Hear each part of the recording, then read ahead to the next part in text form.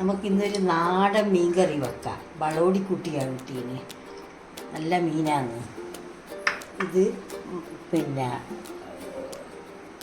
പച്ചമുളക്, ഇഞ്ചി, കറിവേപ്പില, കുടംപുളി ഇട്ടിട്ടാണ് വെക്കുന്നത്. ഇത് ഇത് പിന്നെ 2 പച്ചമുളക്, ഒരു കഷ്ണം ഇഞ്ചി, ഒരു 2 കഷ്ണം കുടംപുളി, കറിവേപ്പില. പിന്നെ ഇത് തേങ്ങയും മഞ്ഞളും മുളകും അരച്ചതാണ്. എത്ര തേങ്ങ? അരമുറി തേങ്ങ, പിന്നെ ഒരു ചെറിയ സ്പൂണ് മഞ്ഞൾ, 1.5 സ്പൂണ് മുളക്, കാശ്മീരി ചില്ലി.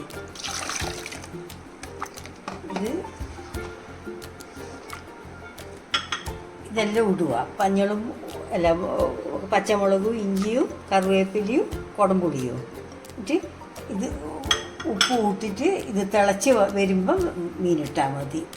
ഉപ്പ് ഏകദേശം ഞാൻ ഉപ്പ് ഇട്ടിട്ടെ. ഞാൻ പിന്നെ കല്ലുപ്പാണ് മീനിലെല്ലാം ഇടുക, കൈക്കളന്നിട്ടാണ് ആ ഒരു ഇത്ര.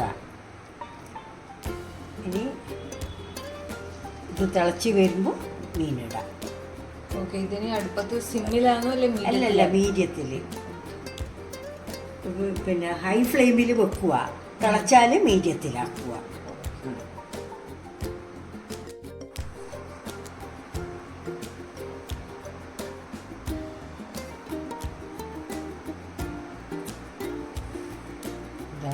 ഇത് 1/4 കിലോ മീനാണ്. ഇനി തിളച്ചിട്ട് കഷ്ണം ഇടുക. ഈ നല്ല വളവടിയുടെ തല നല്ല തലയാണ്, അതുകൊണ്ട് കറി നല്ല ടേസ്റ്റ് ഉണ്ടാവും.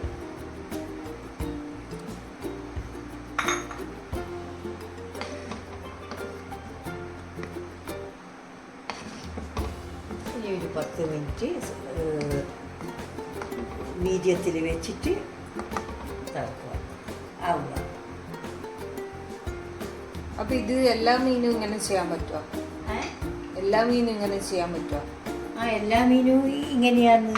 പിന്നെ മുള്ളനാണെങ്കിൽ കുറച്ചും കൂടി തിളക്കണം, നല്ലോണം വറ്റണം. എന്താണെന്ന് വെച്ചാൽ 5 മിനിറ്റേ വേണ്ടു മുള്ളൻ വേകാൻ വേണ്ടിയിട്ട്. ഇതെല്ലാം ആയതുകൊണ്ട് തിളക്കുകയേ വേണ്ടു. ഇനി തുറന്നിട്ട് തന്നെ 10 മിനിറ്റ് കാണണം. കറി നല്ല വറ്റി നല്ല ഇതായിന്. വളോടിക്ക് തേങ്ങ അരച്ച് വെച്ചാൽ എണ്ണമയം ഉണ്ടാവില്ല, അതുകൊണ്ട് ലേശം വെളിച്ചെണ്ണ. ഗ്യാസ് ഓഫാക്കി ഇറക്കി വെക്കുക.